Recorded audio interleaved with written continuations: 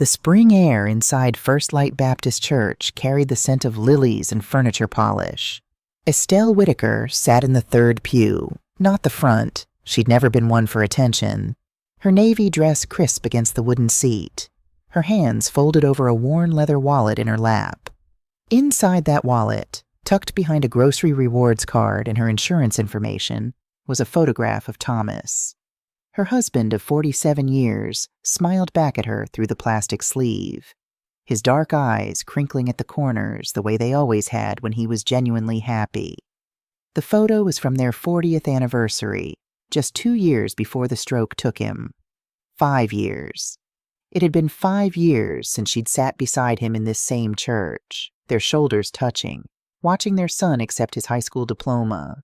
Now she sat alone, but today was different. Isaac James Whitaker. The name rang out across the sanctuary, and Estelle's breath caught.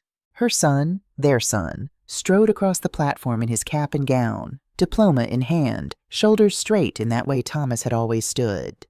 The congregation erupted in applause, and someone behind her shouted, "That's right, baby. You did it." Estelle recognized the voice. Gloria Patterson, her best friend of 40 years, who knew better than anyone what this moment cost, what it meant. Isaac accepted the diploma with a firm handshake, his eyes scanning the crowd until they found hers. He nodded once. She nodded back, her throat too tight for the smile she wanted to give him. Electrical engineering. Grade point average, 3.8. Job offers from 3 companies. Estelle opened the wallet in her lap, her thumb brushing over Thomas's photograph. He made it, she thought. Our boy made it. The memory came unbidden. Isaac at 10 years old, kneeling on their kitchen floor beside Thomas, watching his father replace an electrical outlet. Thomas's broad hands had moved with surprising delicacy, explaining wire colors, voltage, grounding, concepts that sailed over Estelle's head, but that Isaac absorbed like sunlight. "Hands can fix anything, son," Thomas had said. "You just gotta understand how things are connected." Isaac had looked up at his father with such reverence, such certainty, as if Thomas held all the answers to the universe in those calloused palms. Now, as the ceremony ended and families spilled onto the church lawn for photographs, Estelle stood beside her son, her hand resting lightly on his forearm. Isaac towered over her at 6'2", but she still saw that 10-year-old boy in his face, the way his eyes crinkled when he smiled, the small scar above his left eyebrow from when he'd tripped running to show Thomas a lightning bug he'd caught. "You proud of me, Mama?" Isaac asked, his voice soft enough that only she could hear. "More than words can say," Estelle replied, squeezing his arm. If she had known then what was coming, the fractures already forming beneath the surface of her son's smile, would she have held him tighter? Would she have asked different questions? But she didn't know, and so she smiled for Gloria's camera and told herself the hardest part was over. She was wrong. 8 months later, on a gray Friday afternoon in November, Estelle was rinsing lettuce at her kitchen sink when she heard Isaac's car pull into the driveway. The engine cut off. Then silence. She dried her hands on a dish towel and moved to the window. Isaac sat in the driver's seat of his Honda Civic, both hands gripping the steering wheel, his forehead pressed against the rim. Even from this distance, she could see his shoulders shaking. Estelle's chest tightened. She was at the front door before she'd made a conscious decision to move. By the time she opened it, Isaac was climbing the porch steps, his face carefully blank, his messenger bag slung over one shoulder. But Estelle had raised this boy. She knew every micro-expression, every tell. "What happened?" she asked. Isaac stopped on the threshold, one hand on the door frame. For a moment, she thought he might cry. Instead, he laughed, short and bitter. "They let me go," he said. "Company restructuring. Last hired, first fired." "Oh, baby." Estelle stepped aside to let him pass. "I'm so sorry, but you're talented. You'll find something else. You have your degree, your references. I need to borrow some money." The words came out flat, emotionless. "Just until I get my severance check. Maybe $1,000? Estelle hesitated for only a heartbeat. "Of course. Let me get my checkbook." Isaac took the check without meeting her eyes. He promised to pay her back within 2 weeks. The weeks came and went. He never mentioned it again. By December, Isaac had found new work at a smaller firm across town. Estelle breathed easier. See? A temporary setback, nothing more. But in March, he quit. The work environment was toxic, he told her over coffee at her kitchen table. His hands trembled slightly as he lifted his cup. My supervisor had it out for me from day one. Did you talk to HR? Estelle asked. What's the point? It's a boys' club. They weren't going to take my side. She wanted to push, to ask more questions, but the look on his face stopped her. Instead, she wrote another check, $800 this time. Just until I find something better, Isaac said. I've got some promising leads. The third job came in May and lasted until September. On a Thursday afternoon, Estelle stopped by Isaac's apartment with a casserole. She'd made too much, or so she told herself. Isaac answered the door in sweatpants and a wrinkled t-shirt. It was 2 p.m. Hey, Mama. His words were slightly slurred. What are you doing here? Behind him, she could see the apartment. Dishes piled in the sink, empty beer bottles on the coffee table, curtains drawn against the daylight. I brought you some dinner, she said, holding up the dish. Are you feeling all right? You don't look well. I'm fine. He took the casserole without inviting her in. Just tired. Long week. Isaac, it's Thursday afternoon. Shouldn't you be at work? His jaw tightened. They let me go. Yesterday. Happy now? Baby, of course I'm not happy. You need to stop babying me, Mom. The sudden shout made her flinch. I'm almost 30 years old. I don't need you showing up with food and checking on me like I'm some kind of invalid. I was just trying to... Well, don't. He stepped back and closed the door. Estelle stood on the concrete walkway outside his apartment, the autumn wind cold against her face, and tried not to cry. Something was very, very wrong with her son, but she didn't know what, and he wouldn't let her close enough to find out. Isaac had married Corinne 2 years ago, a small ceremony at City Hall that Estelle had learned about only 3 days beforehand. We wanted to keep it simple, Isaac had explained, but Estelle couldn't shake the feeling that she'd been deliberately excluded. Corinne was 38, 10 years older than Isaac, an accountant at a mid-sized firm downtown. She was polished and professional, with sleek dark hair and a wardrobe that spoke of money Estelle knew Isaac didn't have. Their conversations were always pleasant but distant, like talking to a bank teller. Estelle tried. She invited them to Sunday dinners, sent birthday cards, asked about Corinne's work. But there was a wall there, invisible but impenetrable. By the fall, Isaac was canceling their plans more often than keeping them. 4 Sunday dinners in 6 weeks, each with a different excuse. Corinne wasn't feeling well. They had plans with her family. Isaac had to work late. Something had come up. Estelle, honey, you need to talk to him, Gloria said over coffee one October morning. They sat in Gloria's sunny kitchen, the remains of homemade biscuits between them. I've tried. He gets defensive. Then try harder. Gloria's voice was gentle but firm. Because from where I'm sitting, that boy is in trouble. What kind of trouble? Gloria hesitated, stirring her coffee slowly. I don't know exactly, but my nephew Marcus, you remember Marcus? He works security at Silver Star Casino downtown. He's mentioned seeing Isaac there, more than once. Estelle's stomach dropped. Isaac doesn't gamble. Honey, I'm just telling you what Marcus told me. Marcus must be mistaken. Isaac wouldn't... But even as she said it, she knew. The trembling hands, the weight loss, the evasiveness, the constant need for money.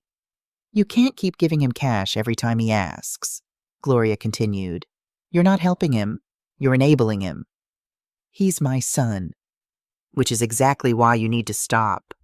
Gloria reached across the table and took Estelle's hand. I know this is hard. Lord knows I know it's hard. But Thomas is gone, and Isaac is a grown man. He needs to stand on his own 2 feet. Estelle pulled her hand away. You don't understand. But she did understand. That was the problem. She understood that Isaac was spiraling, and she was too afraid to stop him because stopping him meant risking losing him entirely. On November 15th, 3 weeks before Christmas, Isaac showed up at her house unannounced.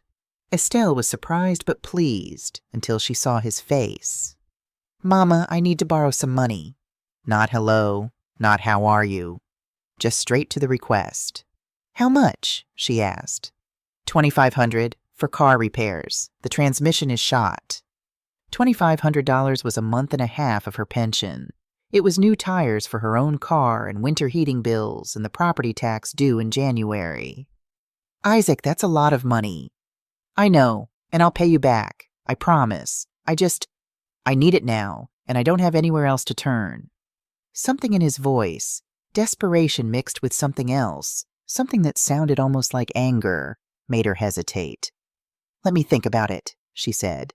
Isaac's expression hardened. "I thought I could count on you, Mom." The words landed like a punch. "You can count on me. I just need to check my account, make sure I have enough to cover my own bills. Forget it." He turned toward the door. "Isaac, wait." But he was already leaving. Estelle watched through the window as he got into his car, the same car that supposedly needed a new transmission, and drove away. She wrote him a check that evening and mailed it the next day. She told herself she was being a good mother. Deep down, she knew better. December arrived with cold rain and the kind of darkness that settles into your bones. Estelle spent the first 3 weeks of the month preparing for Christmas with a determination that bordered on manic. She had a secret. A good secret. The best secret. On December 10th, she'd sat in the office of Martin Crawford, the attorney who'd handled Thomas's estate 5 years ago. Martin was semi-retired now, working from a small office above a coffee shop downtown, but he'd agreed to see her on short notice. "I want to transfer my house to Isaac," she'd told him. "As a Christmas gift." Martin had leaned back in his chair, fingers steepled beneath his chin. "Estelle, that's a substantial gift. Have you thought this through?" "I've thought of nothing else for months." She'd pulled out the folder she'd prepared. Property deed, recent appraisal, $480,000. Her financial documents showing she could afford to live elsewhere. "I'll move to a small apartment, something manageable. Isaac and Corinne can have the house, start their lives without mortgage payments hanging over them." "What does Isaac think about this?" "He doesn't know yet. It's a surprise." Martin had studied her for a long moment. "Estelle, forgive me for asking, but is everything all right between you and your son?" "Of course," she'd lied. "Why wouldn't it be?" Martin had drawn up the papers. She'd signed them on December 15th, then tucked them into a red folder tied with a gold ribbon. On Christmas Day, she'd hand Isaac the folder and watch his face light up. She'd planned the moment 100 times in her mind. This would fix everything. Financial stress was clearly what had been weighing on Isaac. Once that pressure was lifted, he'd be himself again. The son who used to help Thomas in the garage. The boy who'd brought her dandelions and called them roses. She decorated her house with lights, baked cookies, wrapped small presents. She bought a 6-pound turkey even though it was just the 3 of them. She made Thomas's favorite sweet potato casserole, the recipe written in his mother's handwriting on a grease-stained index card. On December 23rd, she called Isaac's cell phone to confirm dinner plans for Christmas Day. Corinne answered. "Hey, Estelle." The woman's voice was cool, distracted. "Isaac's in the shower." "Oh, that's fine. I just wanted to make sure you're both still coming for Christmas dinner. I'm making turkey and actually we need to talk to you about that." There was a pause, the sound of movement. "Hold on." Estelle heard muffled conversation, Corinne's voice sharp even through the barrier of a hand over the phone. Then Isaac came on the line. "Hey, Mom." "Hi, baby. I was just confirming for Christmas." "Yeah, about that." He sounded strained, tired.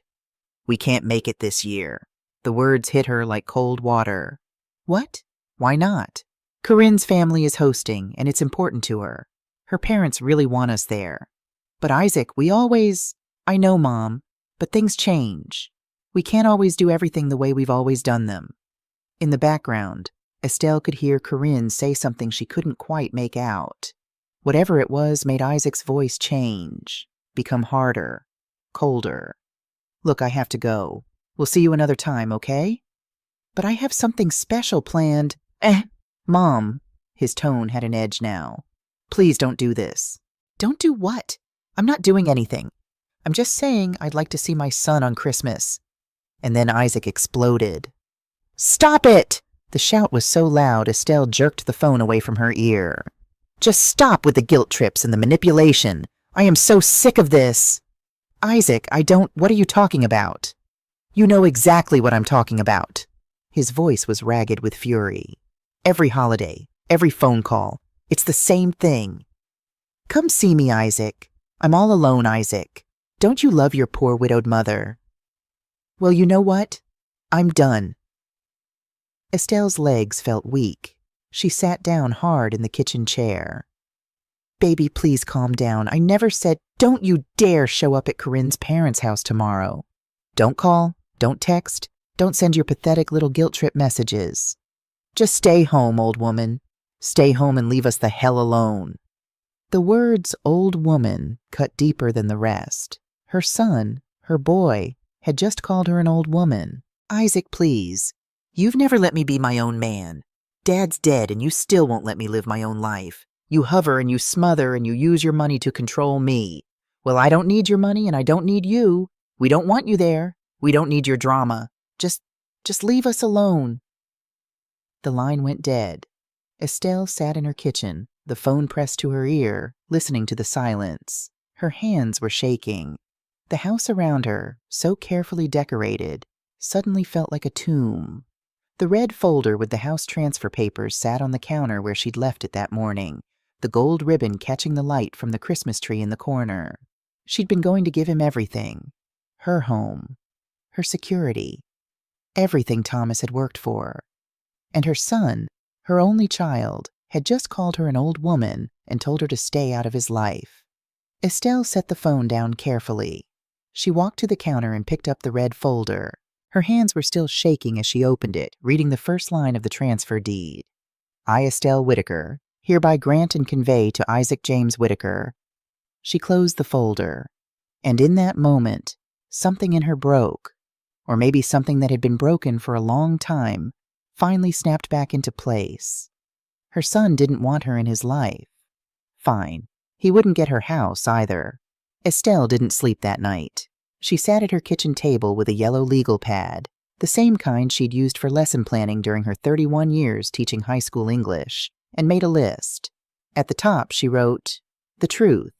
Then she began to document, with the same methodical approach she'd brought to grading essays, everything that had happened over the past 18 months.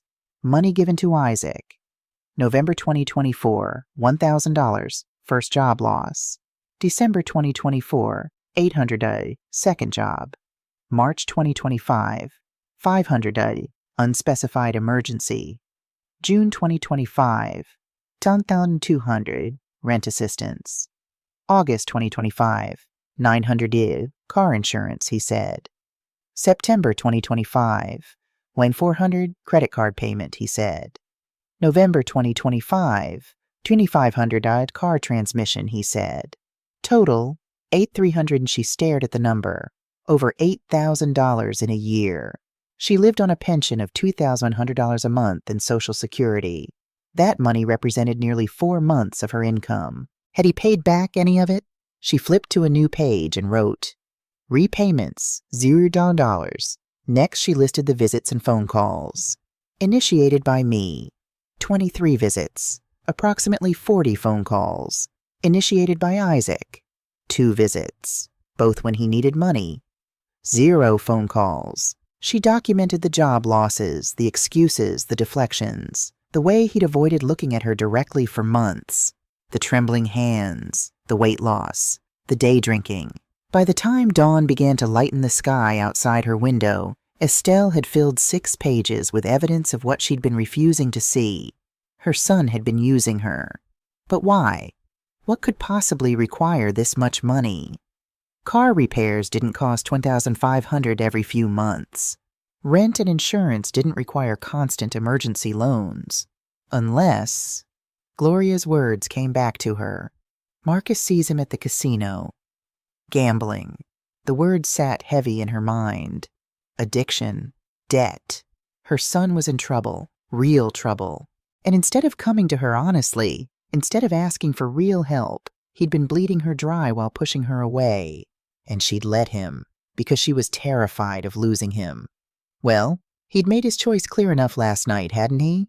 At 8 o'clock on Christmas Eve morning, there was a knock at Estelle's door. Gloria stood on the porch with a bag of bagels and a thermos of coffee, her face creased with worry. "I knew you wouldn't sleep," she said, pushing past Estelle into the house. "And I knew you wouldn't eat, so I'm here to make sure you do both." They sat at the kitchen table, the same table where Estelle had spent the night documenting her son's betrayal, and Gloria poured coffee into 2 mugs. "Tell me what happened," Gloria said. So Estelle told her. Every word of Isaac's tirade, the cruelty, the rage, the dismissal. When she finished, Gloria was quiet for a long moment. Then she said, "Honey, I need to tell you something. I should have told you weeks ago, but I didn't want to hurt you." "What is it?" "It's about Isaac and the casino." Gloria pulled out her phone and scrolled through her messages. She turned the screen toward Estelle, showing a text conversation with someone named Marcus. Marcus. "Aunt Gloria, that guy you asked about, Isaac Whitaker? He's here right now. 3rd time this week." Marcus. "He just lost $800 on blackjack. Looked pretty shook up about it." Marcus. "The wife's here too. She's on the slots." The timestamp was from Tuesday, 3 days ago. "The wife?" Estelle's voice came out as a whisper. "Corinne." Gloria scrolled to another message. "Marcus has been keeping an eye out since I asked him to. Estelle, honey, they're there all the time, 2-3 times a week, and they're not playing penny slots." Marcus. "Talk to one of the pit bosses. Your guy's got markers here. Casino credit. He's in for at least 30,000, maybe more." Marcus. "The wife's probably another $20 25K. They're drowning." The number swam in front of Estelle's eyes. $30,000. Plus 25,000 more. $55,000 in gambling debt. "That's not even counting what they might owe to private lenders," Gloria said softly. "Or loan sharks." Loan sharks? The term sounded absurd, like something from a movie. "Marcus says that's usually what happens when the casino cuts people off. They go to worse places for money." Gloria reached across the table and took Estelle's hand. "That's why he kept asking you for money, Estelle. Not for car repairs or rent. For gambling debts." Estelle pulled her hand away and stood up, walking to the window. Outside, the morning was gray and cold, a light rain beginning to fall. "The jobs," she said. "The real reasons he lost those jobs. Marcus asked around, called in some favors." Gloria's voice was gentle. "The first company let him go because he took a paycheck advance against company policy and then asked for another one the next week. They restructured him right out. The second job, he borrowed money from 3 different colleagues and never paid them back. Created a toxic environment, so they encouraged him to resign. The third job—" "Stop." Estelle's voice was flat. "I don't want to know." "Yes, you do. Because you need to understand this isn't something you caused and isn't something you can fix." Gloria stood and came to stand beside her friend. "The third job suspected him of expense fraud, padding his receipts, submitting fake invoices. They didn't press charges, but they let him go. Fraud, theft, lies. Her son, her golden boy, her electrical engineer with a 3.8 GPA, was a thief and a liar." "Why didn't you tell me sooner?" Estelle asked. "Because I didn't have proof until Marcus confirmed it all. And because—" Gloria's voice broke slightly. "Because I know what it's like to love someone who's destroying themselves. My brother drank himself to death, remember? I kept making excuses for him until the day he crashed his car into a telephone pole." They stood together in silence, watching the rain. Finally, Estelle said, "I was going to give him my house." "What?" Estelle walked to the counter and picked up the red folder with the transfer papers. She handed it to Gloria. Gloria read the first page, then looked up at Estelle with something like horror in her eyes. "This house is worth $480,000. I was going to give it to him for Christmas. Sign it over, free and clear. Let him and Corinne live here while I move to a small apartment. Estelle laughed, but there was no humor in it. I thought it would solve everything. Give him financial security. Take away his stress. Estelle, he would have taken this house and used it as collateral for a loan, wouldn't he? To pay off his gambling debts. And then when he couldn't stop gambling, when the debts came back, he'd have lost this house, my house, Thomas's house, to the bank, or the casino, or the loan sharks. Gloria didn't argue because they both knew it was true. What are you going to do? Gloria asked. Estelle took the folder back and set it carefully on the table. I'm going to sell my house to someone who isn't Isaac, and I'm going to do it before he can manipulate me into changing my mind. Are you sure? I've never been more sure of anything in my life. At 10:30 on Christmas Eve, Estelle called Martin Crawford's cell phone. Estelle, Merry Christmas Eve, he answered, sounding surprised. Is everything all right? No, she said. Everything is not all right. I need to sell my house immediately. To anyone except Isaac. There was a pause. What happened? She told him. Not everything. She had her pride. But enough. The phone call. The gambling addiction. The realization that her gift would have enabled a crime. When she finished, Martin was quiet for a long moment. Estelle, I understand you're upset, and you have every right to be. But selling a house takes time. We're talking weeks, maybe months, especially over the holidays. I don't have months, Martin. If I wait, I'll lose my nerve. Or Isaac will show up with apologies and promises, and I'll believe him because I want to believe him. I need to do this now while I still have the strength. Another pause. Then Neb. There might be a way. I have a client, Richard Morrison, a real estate investor. He buys properties for cash, closes quickly, but Estelle, you won't get full market value. Maybe $385,000. Maybe $400,000 if we're lucky. Nearly $100,000 less than the house was worth. But what was she really losing? A dream that was already dead. A son who saw her as an ATM, not a mother. Set up the meeting, she said. Estelle, please think about this. Sleep on it. It's Christmas Eve. Spend the day considering your options. I've thought about nothing else all night, Martin. My son doesn't want me in his life. Fine, but he doesn't get to profit from throwing me away. Call your investor. Tell him I'll sell. At least wait until after Christmas. Martin! Her voice was steel. Set up the meeting, please. She could hear him typing. All right. Richard can meet us tomorrow, Christmas Day, 2 p.m. at my office. Are you absolutely certain about this? I've never been more certain of anything. After she hung up, Estelle sat at her kitchen table and looked around at the house she'd lived in for 43 years. The house where she and Thomas had raised Isaac. Where they'd celebrated birthdays and Christmases and ordinary Tuesday dinners. The house that held every memory of her adult life. And she felt nothing. No grief, no regret, just a cold, clear certainty. Her son had taught her a valuable lesson. Love without respect is worthless, and no amount of money or property could buy back what had already been lost. She picked up her phone and unblocked Isaac's number, just long enough to see the missed calls and texts. Mom, please answer. I'm sorry I was stressed. Can we talk about Christmas? Mom, please don't be mad. 12 missed calls. 7 text messages, all sent in the 3 hours after he'd screamed at her to leave him alone. Estelle deleted them all and blocked his number again. Then she called Riverside Senior Community, the retirement complex she'd looked at briefly the year before.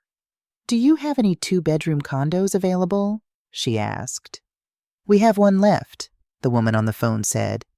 Just came on the market last week. It's beautiful. 5th floor, park view, balcony. How much? $180,000. Estelle did the math in her head. If she sold the house for $385,000, paid off the few remaining bills, she'd have over $200,000 left. More than enough to buy the condo and live comfortably for the rest of her life. I'll take it, she said. Sight unseen. Don't you want to come see it first? No, Estelle said. "I trust you. Send me the paperwork." She hung up and sat in the silence of her kitchen. Outside, the rain had stopped and weak sunlight was breaking through the clouds. Tomorrow was Christmas Day. She would spend it in a lawyer's office, signing away her past to protect her future. And Isaac would get exactly what he'd asked for, nothing. Christmas morning arrived cold and bright. Estelle woke at 6 a.m. in the same chair where she'd fallen asleep around 3, her neck stiff, her mouth dry. The house was silent except for the ticking of the grandfather clock in the hallway, Thomas's grandfather clock, the one his father had built by hand in 1952. She made coffee and stood at the kitchen window, watching the sun rise over the houses across the street. The Hendersons' place was already lit up, their 3 kids probably tearing through presents. The Martinez family next door had cars in the driveway, relatives visiting for the holiday. Estelle's house was dark except for the kitchen light. The Christmas tree in the living room stood unlit, unplugged. She'd taken down all the decorations the night before, packing them into boxes with mechanical efficiency. The ornaments Thomas had loved. The stockings she'd hung every year since Isaac was born. The ceramic nativity scene from her mother. All of it, boxed and stacked in the garage. She wouldn't need them where she was going. At 10 a.m., she began to pack. Not everything. That would come later, after the sale closed. But the essentials, the things that mattered. Thomas's books went into boxes first. His collection of westerns, his biographies, his dog-eared copy of Lonesome Dove that he'd read every summer.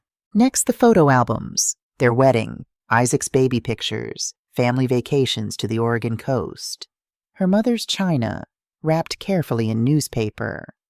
Thomas's watch, his wedding ring, the toolbox he'd carried to every job site for 30 years. By noon, she'd filled 6 boxes. The house phone rang. She didn't answer. It rang again an hour later. Still, she ignored it. At 1:30, she loaded the boxes into her car, made one final walk through the house that had been her home for 43 years, and drove to Martin Crawford's office. Estelle arrived at Martin's office at 10 minutes before 2. Richard Morrison was already there, a tall man in his 50s with steel gray hair and a firm handshake. He didn't ask questions, didn't pry. He simply presented his offer, $385,000, cash, closing in 3 business days. Estelle signed the preliminary agreement without hesitation. They were reviewing the timeline, inspection waived, title search expedited, closing set for December 27th, when Martin's desk phone rang. "I'm in a meeting," Martin said into the receiver. His secretary's voice came through, muffled but urgent. Martin's expression shifted. "Tell him I'll call him back." "Problem?" Richard asked. "Nothing that concerns this transaction," Martin said, but he looked at Estelle. "Isaac's called my office 4 times in the past hour." "How did he know?" Estelle asked. "I don't know, but he's agitated." Estelle's phone, which she'd set to silent, showed 17 missed calls from unknown numbers. Isaac must have been calling from different phones, trying to get through. "He doesn't have any legal standing to stop this sale," Martin said. "The property is in your name alone." "I know," Estelle said. "He won't stop me." She was wrong. 10. They finished the meeting at 3:15. Estelle drove home to find Isaac's car in her driveway, and Isaac and Corinne sitting on her porch steps. Her hands tightened on the steering wheel. For a moment, she considered simply driving past, going to Gloria's house, avoiding this confrontation. But no, this was still her house, for 3 more days at least. She pulled into the driveway and cut the engine. Isaac stood immediately. Even from inside the car, she could see he looked terrible, unshaven, hair uncombed, wearing yesterday's clothes. Corinne stood beside him, her arms crossed, her expression cold and calculating. Estelle got out of the car slowly, her purse over one shoulder. "Mom," Isaac's voice cracked. "Please, we need to talk." "There's nothing to discuss." She moved toward the front door, but Isaac stepped in front of her. "Don't do this," he said. "Please don't do this." "Let me pass, Isaac." Dorothy McKenzie posted on Facebook about an investor looking at houses on this street. She was worried about property values. Corinne's voice was sharp, accusatory. We put it together. You're selling the house. Damn neighborhood busybodies. Estelle had forgotten about Dorothy's obsessive social media presence. What I do with my property is my business, Estelle said evenly. The hell it is! Corinne's composure cracked. You promised Isaac this house. I never promised anything. I planned to give it to him. Plans change. Isaac grabbed her arm, not hard, but firm enough to stop her movement. Mom, if this is about the phone call, I'm sorry. I was stressed. I was angry. I didn't mean... Let go of me. Her voice was ice. He dropped her arm immediately. Please, just listen to me for 5 minutes. Against her better judgment, Estelle stopped, waited. I screwed up, Isaac said. His eyes were red-rimmed, desperate. I said terrible things, and I'm sorry. I'll apologize 1,000 times if that's what you need, but you can't sell this house, not like this, not out of spite. Spite? The word came out harder than she'd intended. You think this is about spite? What else could it be? Corinne demanded. You get your feelings hurt, so you punish Isaac by taking away what's rightfully his. Rightfully his? Estelle's composure finally cracked. This house is mine. Mine and Thomas's. We bought it. We paid for it. Isaac has no right to it whatsoever. He's your son, Corinne shrieked, which is why I was going to give it to him. Estelle's voice rose to match Corinne's. I had the papers drawn up. I was going to hand him this house, free and clear, worth nearly $500,000 on Christmas Day. The words hung in the cold air. Isaac's face went white. What? I was going to give you everything, Estelle said, her voice dropping back to something quieter, more dangerous. This house, my security, everything your father worked for, and you called me an old woman and told me to stay out of your life.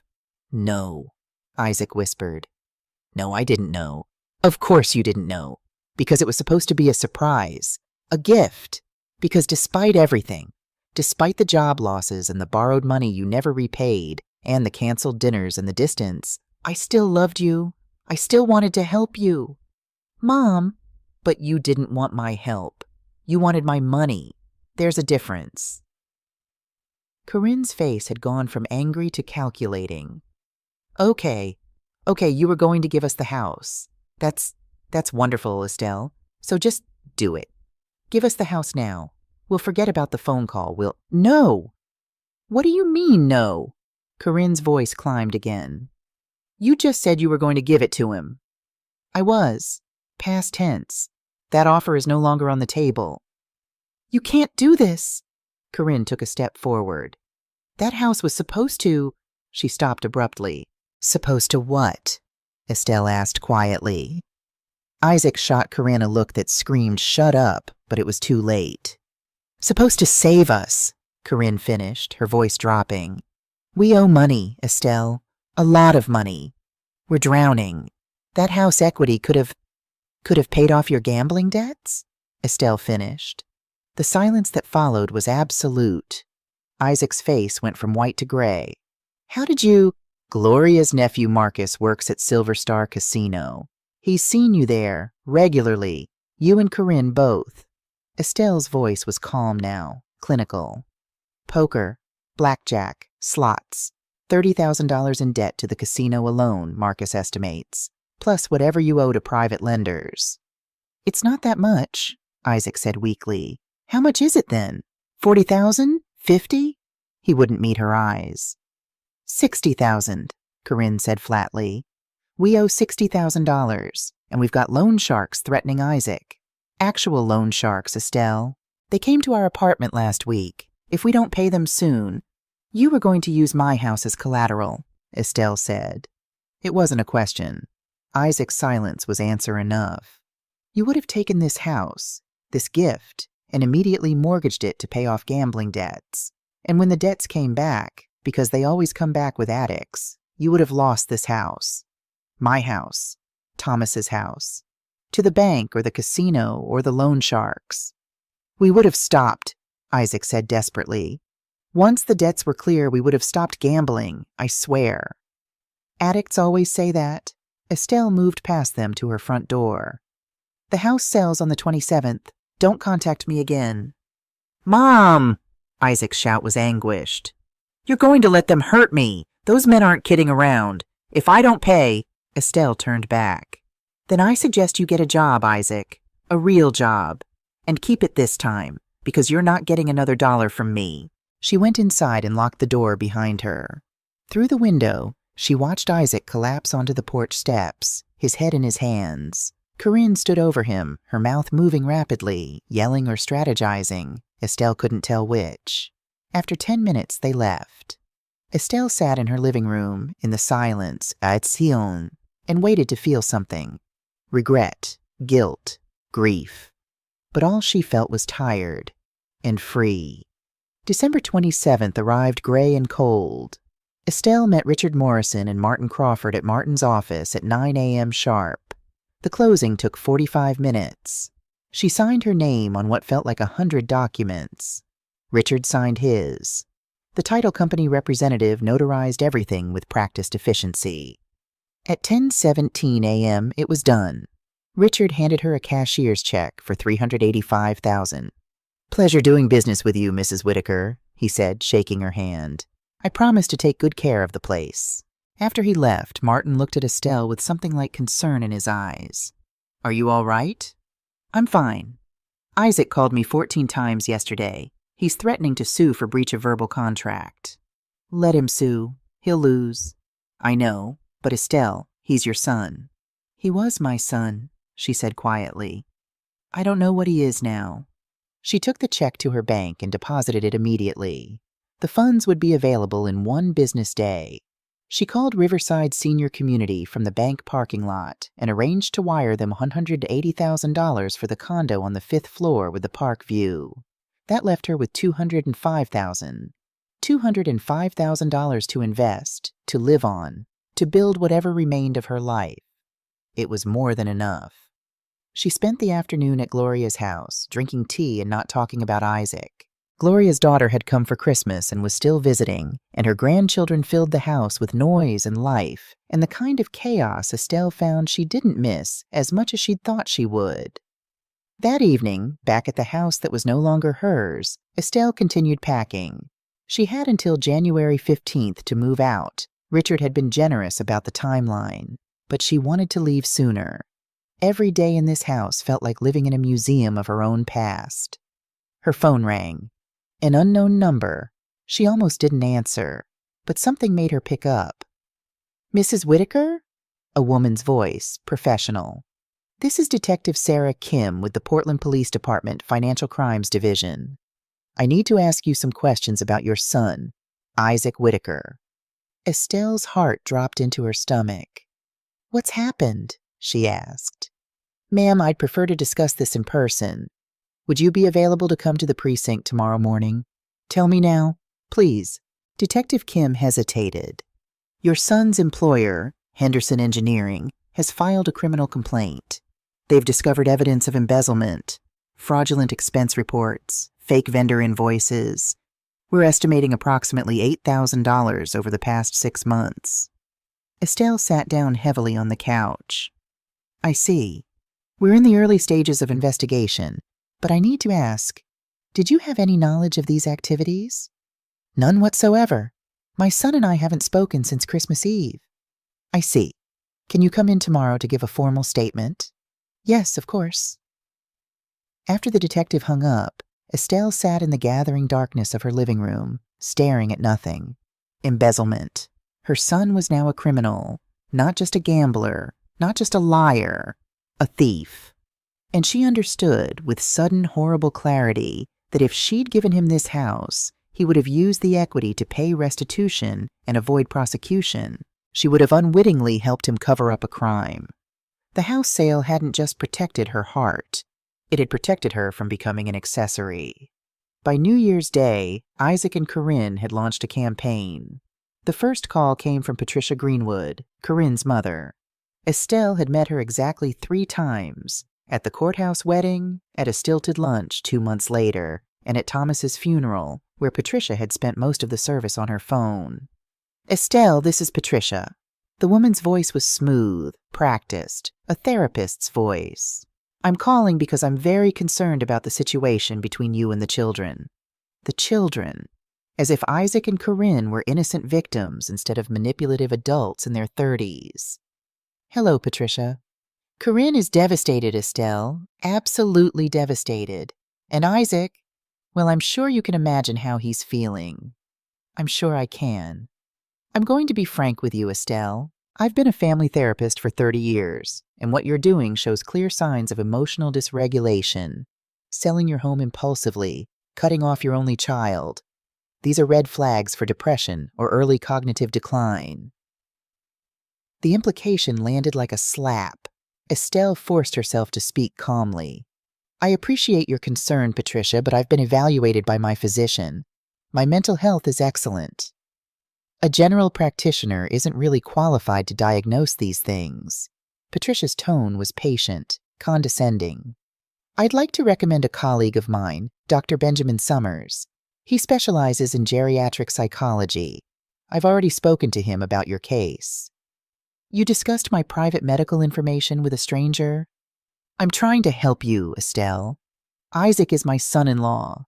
Corinne is my daughter. I can't stand by and watch you destroy this family over what amounts to a misunderstanding. It wasn't a misunderstanding. Isaac was stressed. People say things they don't mean when they're overwhelmed. Surely you, as a mother, understand that. The manipulation was surgical, practiced. Estelle could see exactly where Corinne had learned her techniques. Thank you for calling, Patricia. I won't be needing Dr. Summers' services. Estelle, please reconsider. Estelle hung up.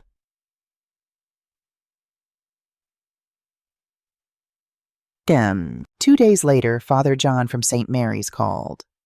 Estelle, I had a visit from Isaac and Corinne yesterday. His voice was careful, troubled. They're very worried about you. Her stomach sank. They'd gone to her church, her sanctuary. They told me about the house sale. Father John continued. Estelle, is everything all right? Is there something going on I should know about? Did they tell you what Isaac said to me on Christmas Eve? They mentioned a disagreement over holiday plans. He screamed at me to stay away from his life. He called me an old woman. He told me never to contact him again. Estelle's voice was flat, factual. 2 hours later, when he discovered I was serious about respecting his wishes, he changed his tune. Silence on the other end. Father John, my son has a gambling addiction. He's $60,000 in debt to loan sharks. He was going to use my house, the house I was giving him as a gift, to cover those debts. And when I refused to enable his addiction, he enlisted his mother-in-law and apparently his priest to pressure me into compliance. Estelle, I'm sure there's been some miscommunication. There hasn't. And now, if you'll excuse me, I have packing to do. She hung up before he could respond, but the damage was done. By the following Sunday, when Estelle attended services, she could feel the whispers, the sidelong glances, the way conversation stopped when she approached the coffee hour. Dorothy Mackenzie cornered her by the pastry table. Estelle, dear, I heard about the house sale. Are you all right? When Isaac came by asking about it, he looked just devastated. He said you weren't yourself lately. I'm perfectly fine, Dorothy. Well, if you ever need someone to talk to... Dorothy's eyes gleamed with that particular excitement people get when they're close to drama. We're all worried about you. Estelle excused herself and left early. By mid-January, the Whisper campaign had spread through her entire social circle. Women she'd known for decades suddenly approached her with concern. Invitations to book club and quilting group quietly stopped coming. Isaac and Corinne were systematically poisoning her community, painting her as an unstable old woman acting irrationally. She was being erased from her own life. On January 15th, the day Estelle was scheduled to vacate her old house, Gloria took action. She hosted a coffee morning at her place, sending out invitations to every woman in their church circle. Just a little get-together, the invitation read. Coffee and conversation. Estelle arrived to find Dorothy Mackenzie already there, along with Susan Park from the quilting group, Jennifer Walsh from book club, and half a dozen other women from St. Mary's. "What's this about?" Estelle whispered to Gloria. "The truth," Gloria said simply. Once everyone had coffee and pastries, Gloria stood in her living room and cleared her throat. "Ladies, thank you for coming. I called you all here because there's been a lot of talk lately about Estelle, and I think it's time you heard the real story." She gestured to a young man sitting in the corner, Marcus, her nephew. He stood awkwardly, clearly uncomfortable. "This is Marcus. He works security at Silver Star Casino downtown. Marcus, tell them what you told me." Marcus cleared his throat. "Mrs. Whitaker's son, Isaac, and his wife, Corinne, are regular customers at the casino. I see them 2-3 times a week. They play high-stakes games, blackjack, poker. I've personally witnessed them lose thousands of dollars in a single night." The room went silent. "They have markers at the casino," Marcus continued. "That means they've borrowed money from us to gamble with. Between the two of them, they're into the casino for probably $35,000-$40,000. And that's just what they owe us. Word is they've got private debts too. Loan sharks." Dorothy's hand went to her mouth. "Estelle gave Isaac over $8,000 in the past year," Gloria said. "Every penny went to gambling debts. He lied to her repeatedly, told her he needed money for car repairs, for rent, for emergencies. All lies." "The house Estelle was going to give Isaac," Marcus added. "He was planning to use it as collateral for a consolidation loan, to pay off the gambling debts and avoid the loan sharks. My pit boss told me Isaac had been in asking about how much equity he could pull out of a house worth $500,000. Gloria pulled out her phone and played a recording. Estelle recognized her own voice, shaking with hurt. "I just want to see my son on Christmas." Then Isaac's voice, loud and vicious. "Stop it! Just stop with the guilt trips and the manipulation. Don't you dare show up at Corinne's parents' house. Just stay home, old woman. Stay home and leave us the hell alone." Several women gasped. Jennifer Walsh's eyes filled with tears. "That," Gloria said, stopping the recording, "is how Isaac Whitaker spoke to the woman who was about to give him a house worth nearly $500,000. And when Estelle protected herself by selling that house to someone else, Isaac and Corinne started a campaign to make her look unstable. They went to her priest. They called Corinne's therapist mother to suggest Estelle has dementia. They spread rumors through this entire community." Gloria looked around the room. "So before any of you judge Estelle for setting a boundary with an adult son who abused and used her, maybe ask yourselves, what would you have done?" The silence that followed was profound. Finally, Susan Park spoke. "Estelle, I owe you an apology. I believed what Isaac told Father John. I thought, I'm so sorry." "We all are," Jennifer added. "We should have asked you directly instead of listening to gossip." Dorothy Mackenzie, to her credit, looked genuinely ashamed. "I'll delete those Facebook posts, and I'll post a correction." "Don't," Estelle said quietly. "I don't need public vindication. I just need my friends to know the truth." After the coffee morning ended and the other women left, Estelle and Gloria sat together on Gloria's porch. "Thank you," Estelle said. "You shouldn't have had to be defended in the first place," Gloria replied. "But at least now they know. Do you think it'll make a difference?" "The truth always makes a difference, honey. Maybe not right away, but eventually." The next morning, Estelle went to the police precinct for her interview with Detective Kim. The detective was younger than Estelle had expected, maybe 40, with sharp eyes and a kind smile. She led Estelle to a small interview room and offered her coffee, which Estelle declined. "Mrs. Whitaker, thank you for coming in. I know this must be difficult." "Just tell me what Isaac did." Detective Kim opened a file folder. "Your son was employed at Henderson Engineering from September through January 15th of this year. During that time, he submitted approximately 63 expense reports claiming reimbursement for business-related purchases." She slid several documents across the table. Estelle recognized Isaac's signature. "The company's accounting department flagged irregularities last month. Upon investigation, they discovered that 41 of those expense reports were partially or completely fraudulent." Detective Kim showed Estelle receipt after receipt. Dinners at restaurants Isaac had never attended. Hotel stays for business trips that never happened. Equipment purchases from vendors that didn't exist. He created fake invoices, the detective explained. Used Photoshop or similar software to generate receipts that looked legitimate. The company accountant got suspicious when 3 different restaurants supposedly used the same receipt template. How much? Estelle's voice was barely a whisper. $8,247. The same amount Estelle had given him over the past year, almost to the dollar. He was using company money to supplement what he was taking from you, Detective Kim said gently. The timeline matches. Every time you gave him money, his fraudulent expense claims decreased for a few weeks. Then they'd start again. Estelle stared at the documents. What happens now? Henderson Engineering has filed criminal charges. Felony theft. If convicted, your son could face up to 5 years in prison and a $1,000 fine. More likely, if he pleads guilty, we're looking at probation and restitution. Will he go to prison? Probably not for a first offense, especially if he cooperates. But he'll have a criminal record. He'll lose his engineering license. And he'll have to pay back every penny, plus penalties and interest. Detective Kim leaned forward slightly. Miss Whitaker, I need to ask you something, and please understand I'm not accusing you of anything. Did you have any knowledge of your son's fraudulent activities? None.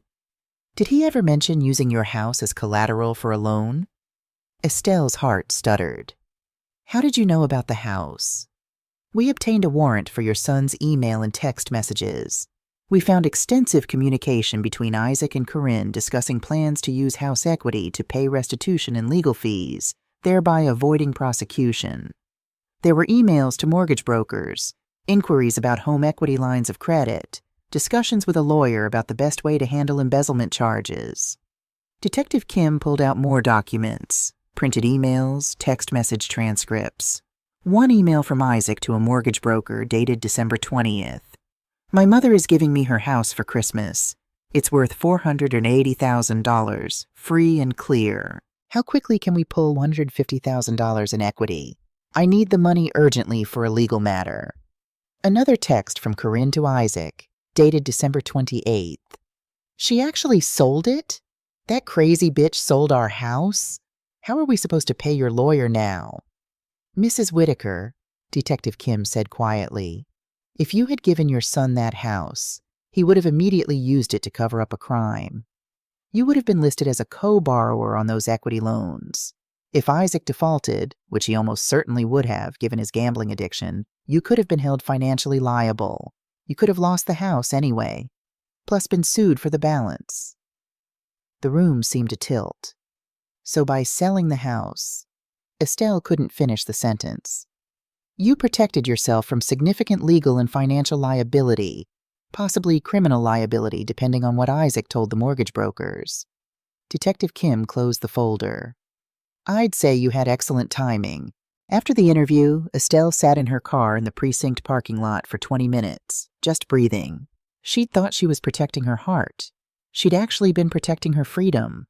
By mid-February, Estelle had moved into her new condo at Riverside Senior Community. The space was modern and bright, with large windows overlooking a small park where joggers ran loops around a duck pond. She'd made friends with her neighbor, Margaret Sullivan, a retired librarian with a wicked sense of humor and a collection of mystery novels she was eager to share. Life was beginning to feel almost normal again. On February 14th, Valentine's Day, Estelle and Margaret went to lunch at Riverside Cafe, a quiet bistro near the community.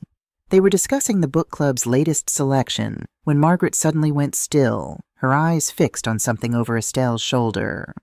Estelle, she said quietly, don't turn around. But Isaac and Corinne just walked in. Estelle's heart began to pound. Are they coming this way? Yes. She turned. Isaac and Corinne were crossing the cafe toward their table. Isaac looked terrible. He'd lost weight, his clothes hung on him, his face was unshaven. Corinne looked harder, sharper, her designer wardrobe replaced with jeans and a plain sweater. Mom! Isaac's voice was soft, pleading. Please, just 5 minutes. That's all we're asking. Every eye in the small cafe was on them now. Estelle could either make a scene or hear them out. She gestured to the empty chairs. 5 minutes. They sat. Isaac pushed a bouquet of white roses across the table, her favorites. Corinne had a gift bag. "I've been seeing a therapist," Isaac said. The words came out rehearsed, practiced. "Twice a week since the new year. We've been talking about my anger issues, my communication problems. Mom, I was abusive to you on that phone call. There's no excuse for it." Estelle said nothing. "I owe you an apology, too," Corinne said, leaning forward. Her eyes were wide, earnest, but something about them reminded Estelle of a snake. "I've been controlling Isaac's relationship with you, and that was wrong. I was jealous of how close you two were. I felt like I could never measure up." It was a masterful performance. If Estelle hadn't known better, she might have believed it. "We want to start over," Isaac continued. "No more missed holidays, no more excuses. We want you in our lives, Mom, actively, regularly, your family." "That's very kind," Estelle said carefully. Isaac and Corinne exchanged a glance. This wasn't going the way they'd planned. Corinne pushed the gift bag toward Estelle. "We want to show you we're serious. Open it." Inside was a leather-bound photo album. On the first page, a photoshopped image of a nursery with text that read, "Coming fall 2026. "We're trying for a baby," Corinne said, her smile widening. "We wanted you to be the first to know. You're going to be a grandmother." Margaret made a small sound, not quite a laugh, not quite a cough. Estelle looked at the photo album, then at Corinne, then at Isaac. "That ultrasound image is from Google," she said quietly. "I can see the watermark in the corner. Getty Images." Corinne's smile froze. "And you're not pregnant," Estelle continued. "You're using a hypothetical baby as leverage, which tells me everything I need to know about your actual motivations." "That's not fair," Isaac started. "Detective Kim told me about your embezzlement charges," Estelle said. "She showed me your emails, the ones where you plan to use my house to pay for your legal defense." The cafe had gone completely silent. Every customer, every server, listening. Isaac's face went white. "Mom, how did you—" "You didn't want my house as a gift, Isaac. You wanted it to cover up a crime, to pay restitution so you'd avoid prison time." Estelle stood, her voice steady and clear. "You've been using me for money for over a year. You lied about needing car repairs and rent money when really you were feeding a gambling addiction. You stole from your employer. And when I finally protected myself, you tried to destroy my reputation in my own community." "You don't understand," Corinne started. "I understand perfectly. You're desperate. You're in debt. Isaac's facing criminal charges. And you thought you could manipulate me one more time with fake tears and a fake pregnancy and an apology you don't mean." Margaret stood beside Estelle, solid and supportive. Isaac's desperation turned to anger. "You're my mother. You're supposed to help me. I tried to help you. I gave you thousands of dollars. I was going to give you a house worth $500,000, and you threw it all away on poker tables and slot machines." Corinne's face twisted with rage. "You self-righteous bitch! You think you're so much better than us. You're just a lonely old woman playing God with money." "I'm a woman who learned to protect herself from people who saw her as a resource instead of a person," Estelle replied. "Even when those people were family." "Fine." Isaac stood so abruptly his chair fell backward. "Keep your money. I hope it keeps you warm at night when you're rotting in that senior center with no one who gives a damn about you." "Isaac!" Corinne grabbed his arm, aware of the scene they were making. "No! I'm done. She wants to be alone. She can be alone." Isaac's voice was raw with fury. "When she's dying in some hospital bed, don't call me. When she needs help, don't call me. She's dead to me." They stormed out of the cafe. The silence that followed was profound. Then an elderly woman at the next table stood and came over to Estelle. "I'm sorry you had to go through that, dear," she said gently. "But you did the right thing. My son stole from me for years before I finally cut him off. You're braver than I was." A younger woman approached. "My brother has a gambling problem. Watching you set that boundary, thank you. I needed to see that." One by one, strangers came to Estelle's table to offer support, to share their own stories of family betrayal and recovery. Estelle sat down slowly, overwhelmed. "You okay?" Margaret asked, squeezing her hand. "I think so," Estelle said, and she meant it. Over the next several months, Estelle watched Isaac's life unravel from a distance, through court records, through occasional updates from Gloria's nephew Marcus, through the grapevine of her newly restored social circle. In March, Isaac pleaded guilty to felony embezzlement. The judge sentenced him to 18 months probation, 200 hours of community service, and ordered him to pay $8,247 in restitution to Henderson Engineering, plus penalties and interest, totaling nearly $12,000. His engineering license was suspended for 3 years. He couldn't work in his field, couldn't even use his degree. Corinne's downfall came shortly after. Her own employer, digging deeper after Isaac's arrest, discovered that she'd been submitting fraudulent expense reports too. Smaller amounts, only about $4,000 over 2 years, but enough. She was fired immediately. Her accountant's license was suspended pending an ethics investigation. In April, Corinne filed for divorce. The papers cited irreconcilable differences and financial infidelity. She demanded alimony despite their short marriage and her own income. The judge, unimpressed by 2 criminals fighting over money neither of them had, denied the request. By May, Isaac was working construction, hard physical labor for $16 an hour. His car had been repossessed. He'd moved into a studio apartment in the worst part of town. Corinne moved back in with Patricia, but that relationship soured quickly. Patricia had standards, it turned out, even for her own daughter. When she discovered Corinne had stolen her credit card to pay off a gambling debt, she called the police. The charges were dropped after Corinne agreed to repay the money and move out, but mother and daughter didn't speak anymore. By June, Corinne was living in a shared house with 3 roommates, working retail at a department store, her career in ruins. In late March, Estelle learned that Richard Morrison's development plans had fallen through. Zoning issues, neighborhood opposition, permit delays. The project became too expensive to pursue. In May, he sold the property to a young family named the Hendersons for $515,000, $130,000 more than what Estelle had gotten. But she felt no regret. The speed of the sale had protected her. The money had given her freedom. The Hendersons, Craig and Michelle with 3 children under 10, renovated beautifully. New kitchen, updated bathrooms, fresh paint. They planted flowers in the garden where Thomas's tomatoes used to grow. On a warm afternoon in June, Estelle drove past the old house. Not because she missed it, but because she wanted to see. The yard was full of life. Kids on a swing set, a dog running in circles, Craig grilling on the back patio while Michelle set out plates. The house was happy again. Estelle drove home to Riverside, to her condo with the park view, to Margaret waiting with wine and gossip about the community book club drama. She'd made the right choice. The house had found the family it deserved, and Estelle had found the life she'd been too afraid to claim. By April, Estelle's life had transformed into something she barely recognized and loved completely. Her condo at Riverside Senior Community became more than just a place to live. It became a home in a way the old house hadn't been for years. She filled it with Thomas's books, her mother's china, and new things too. A watercolor painting she'd bought at a local art fair, cheerful yellow curtains for the kitchen, a comfortable reading chair positioned perfectly to catch the afternoon sun. But more than the physical space, it was the people that changed everything.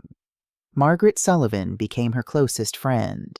They met for coffee every morning in the community center, took water aerobics classes together on Monday, Wednesday, and Friday, and spent evenings on each other's balconies drinking wine and solving the world's problems. "You know what I love about this place?" Margaret said one evening as they watched the sunset over the park. "Nobody asks you to be anything other than yourself. No performance. No roles to play." Estelle understood exactly what she meant. For the first time in decades, she wasn't Thomas's widow, or Isaac's mother, or the teacher, or the church lady. She was just Estelle, and that was enough. She joined the book club and discovered she loved leading discussions. Her decades as an English teacher finally put to use for pleasure instead of grades. She took up painting and found unexpected talent for watercolors. She organized the community's summer barbecue, which drew over 200 residents. In May, she started volunteering at Women's Haven, a domestic violence shelter downtown. Every Tuesday and Thursday, she taught resume writing and interview skills to women rebuilding their lives. One client, a woman named Carmen who'd left her abusive husband with nothing but her 2 children and a garbage bag of clothes, asked Estelle one afternoon, "How did you find the courage to leave?" "Leave what?" Estelle had asked. "Your situation.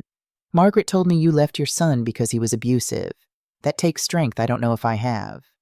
The word abusive had startled Estelle at first, but sitting there, looking at Carmen's bruised wrists and haunted eyes, she understood. Isaac Arroyo hadn't hit her, but he'd used her, manipulated her, stolen from her, screamed at her, tried to destroy her reputation when she set boundaries. That was abuse, too. Financial abuse. Emotional abuse. "You find courage by realizing you deserve better," Estelle said. "By understanding that love without respect is worthless, and by recognizing that you don't owe anyone access to your life, your money, or your peace, not even family, especially not family who hurt you." Carmen had cried then, the kind of crying that comes from relief and recognition and the terrible freedom of permission. 8 women graduated from the Women's Haven program that spring. Every one of them thanked Estelle specifically. "You showed us it's never too late to choose yourself," one woman said.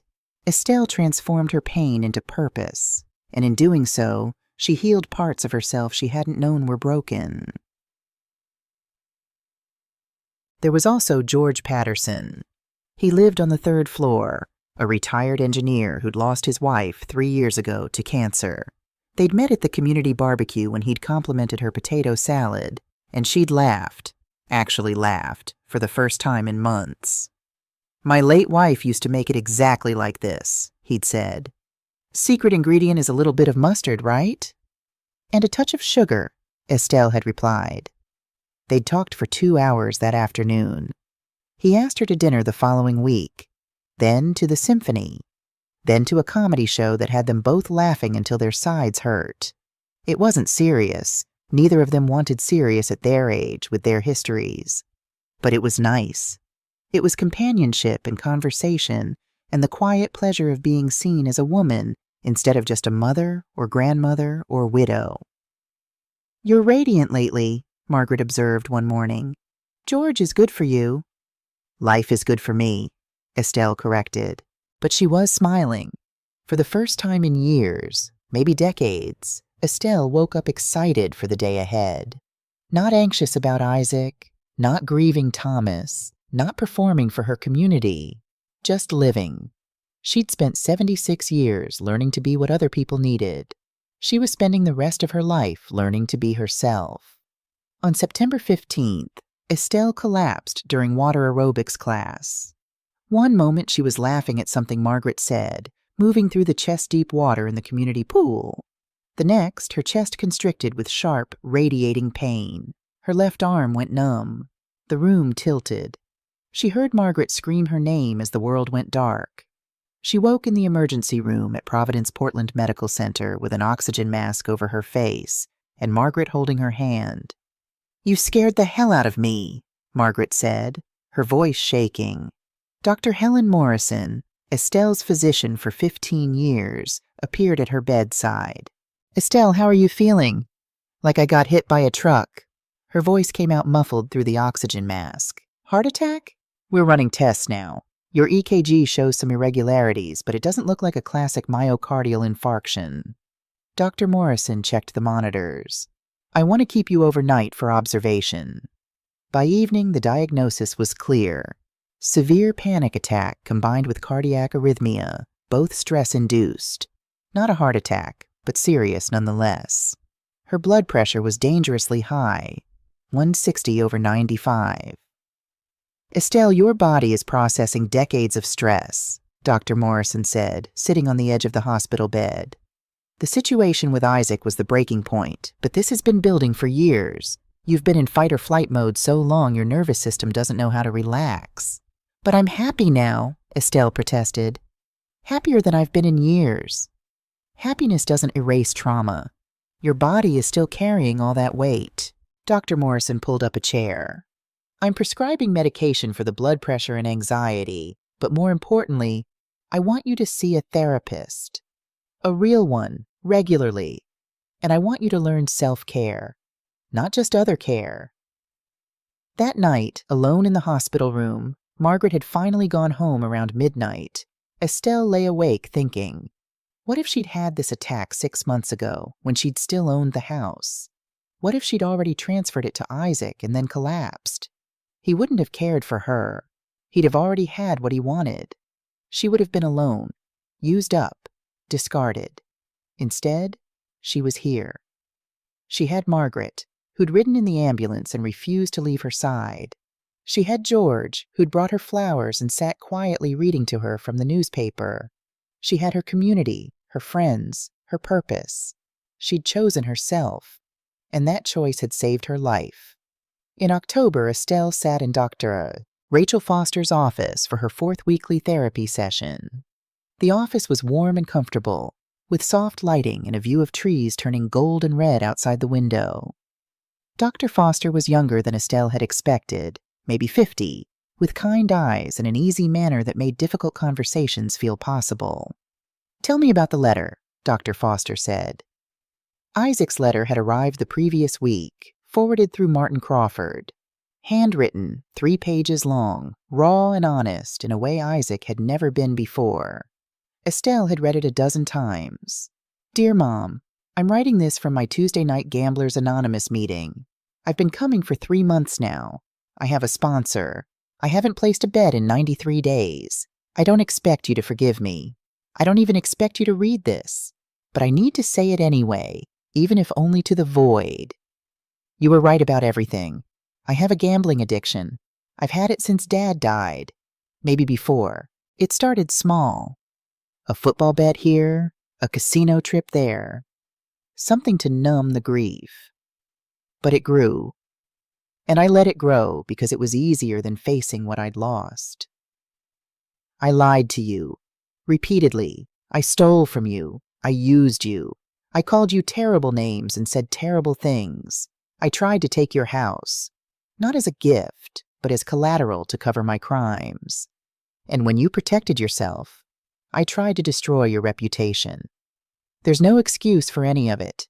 Corinne and I are divorced now. I'm working construction. I lost my license, my career, my marriage.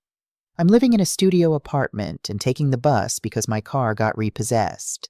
I'm paying restitution for the embezzlement. I've lost everything. And I deserve to lose it. The only thing I didn't deserve to lose was you. But I lost that too, through my own actions. My sponsor says I need to make amends, but he also says I shouldn't do it for me. I should do it because the person I hurt deserves acknowledgement of the harm I caused. So here it is. I hurt you, deeply, repeatedly. I took your love and your generosity and your trust, and I turned them into weapons against you. I made you doubt yourself. I tried to make you feel crazy when you were the only sane one in the room. I'm sorry doesn't cover it, but I am sorry. I hope you're happy, Mom. I mean that. I hope wherever you are, whatever you're doing, you found peace. You deserve it more than anyone I know. Live well. Be better than I was. Isaac. How does the letter make you feel? Dr. Foster asked. Sad, Estelle said slowly. Relieved, angry, hopeful, all of it at once. Do you want to reconcile with him? The question sat heavy in the room. Part of me does, Estelle admitted. The mother part. The part that remembers him at 10 years old, helping Thomas fix electrical outlets. The part that watched him graduate and felt so proud. And the other part? The other part knows that reconciliation would require me to put myself back in danger. Emotional danger, at minimum. I can't be his mother and his enabler and his ATM and his punching bag.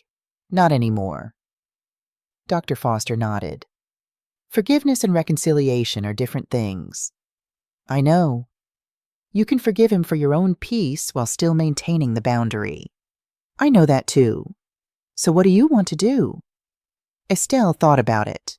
Really thought, not from obligation or guilt or fear, but from a place of honest self-examination. I want to write him back. One letter. I want to acknowledge his apology and his growth. I want to forgive him, genuinely. And then I want to close that door, not out of cruelty, but out of self-preservation. That sounds healthy to me? Does it sound cruel to you? Dr. Foster considered the question. I think cruelty is continuing to enable someone's self-destruction because you're afraid of what they'll think of you. I think boundaries are love. Sometimes the most loving thing you can do is step back and let someone experience the full weight of their consequences. Estelle nodded slowly. That's what I thought. But I needed to hear it. That evening, Estelle sat at her kitchen table with good stationery and a pen. Not the computer, not an email. This deserved the permanence of ink. Dear Isaac, I received your letter. I believe your apology is genuine. I believe you're trying to change. That matters, and I'm proud of you for facing your addiction. I forgive you. Not because you've earned it, but because I need to release this weight I've been carrying. My therapist says unforgiveness is like drinking poison and expecting the other person to die. I'm done poisoning myself, but forgiveness is not reconciliation. You were right about one thing in your letter. I was overprotective. Your father and I didn't prepare you for failure. We cushioned every fall, fixed every problem, rescued you from every consequence. We thought we were helping. We were actually making you fragile. That's my failure as a parent, and I'm sorry for it. But your addiction, your lies, your theft, your cruelty, those are your choices. I didn't make you gamble. I didn't make you steal from your employer. I didn't make you call me an old woman and tell me to stay out of your life. You made those choices, and you need to rebuild yourself now, not for me, but for you, without my money, my house, or my constant safety net. I have a good life now, Isaac. A life I've built for myself. I have friends who value me, purpose that fulfills me, even romance. I'm painting and volunteering and laughing. For the first time in decades, I'm not performing the role of devoted mother or perfect widow or helpful friend. I'm just Estelle, and I like her. I wish you well. I genuinely hope you beat your addiction. I hope you find honest work and honest love. I hope you become the man your father believed you could be. But I can't be part of that journey. I need to protect my peace, my health, my life. This is goodbye, Isaac. Not from anger, but from love. The kind of love that knows when to hold on and when to let go. Live well. Mom, she sealed the letter and mailed it the next morning through Martin Crawford, with strict instructions. No return address, no forwarding information, no further contact. Then she went home, deleted Isaac's contact from her phone, and told Margaret. It's done. How do you feel? Margaret asked. Free, Estelle said. And she meant it. Christmas 2027 arrived bright and cold.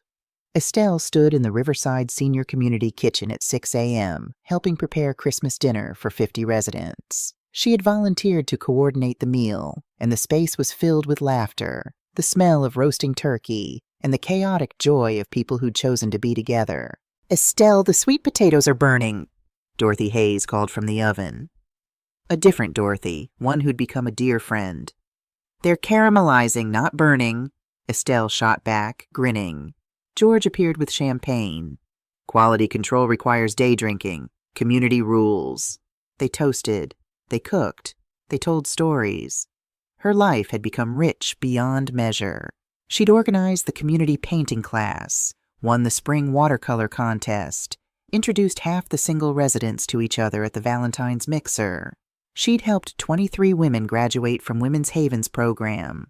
She'd traveled to Alaska with Margaret, to Santa Fe with George, to the coast just because she wanted to see the ocean. She had $220,000 in investments now. Her dividend income covered her modest expenses with room to spare. Her blood pressure was controlled, her anxiety managed. She was thriving at 78. Through occasional Google searches, she was human after all, she knew that Isaac was still sober from gambling. 18 months now, still working construction. still living modestly. He'd started dating someone, according to a public Facebook post. A woman named Jennifer who worked at his GA meetings. He was rebuilding his life without her help. That night, after the Christmas dinner ended and the dishes were washed and the leftover turkey distributed, Estelle and George stood on her balcony watching fireworks over Portland. Some neighborhood display, unauthorized but beautiful. "Regrets?" George asked, handing her champagne. "About Isaac? No. I gave him 28 years of love. He threw it away. I gave myself a second chance. That's not cruelty. That's survival." To second chances, then. They toasted and watched the sky light up in gold and silver. Estelle thought about the woman she'd been 2 years ago. Frightened, depleted, desperate to keep a son who didn't want to be kept. That woman had believed her worth came from what she could give others. This woman, this Estelle, knew better. Family wasn't who shared your blood. It was who showed up, who respected you, who saw you as more than what you could provide. She'd spent 76 years learning that lesson. She was spending her remaining years living it. The fireworks burst overhead, painting the night sky in brilliant color, and Estelle smiled. She was home. Finally, truly home.